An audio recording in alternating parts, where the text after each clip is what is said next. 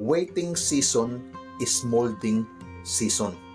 25 years pong naghintay si Abraham sa pangako ng Diyos.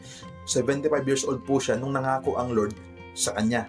100 years old naman siya at 90 years old ang kanyang asawa nang tinupad ng Diyos ang kanyang pangako sa Isaac. So bakit ba kailangan nating maghintay? Yan. Because waiting is molding. Ulitin ko po. Waiting is molding. We hate to wait. Sino bang may gusto maghintay, di ba? Pero minsan kailangan po talaga natin dumaan sa season na to. Dahil sa waiting season, dyan po nade-develop yung ating patience. Di ba? At pag nade-develop tong patience natin, dyan din namumold yung ating karakter. Hindi naman kasi talaga blessing yung minomold kaya tumatagal minsan.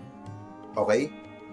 Yung karakter po talaga natin yung minomold. Dina-develop muna ni Lord yung relationship natin sa Kanya para pag binigay na yung blessing, may relasyon ka rin doon sa blesser.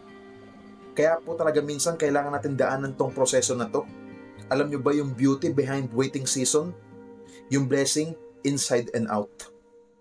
At the right time, may blessing ka na, na-mold na yung karakter mo, may relasyon ka pa doon sa blesser, which is si God. O diba? Win-win yung sitwasyon. Kaya kapatid, hindi ko po alam kung ano yung hinihintay mo from the Lord. Pero hayaan mo muna sigurong ma-develop yung karakter mo. Hayaan mo munang ma-mold yung pagkatao mo. At hayaan mo munang mag-establish ka ng relasyon sa Kanya. Ang sabi nga sa Isaiah chapter 60 verse 22, at the right time, I, the Lord, will make it happen. Napakagandang verse. Trust the process. Okay? Ibibigay din na Lord yan at the right time and with the right heart. God bless.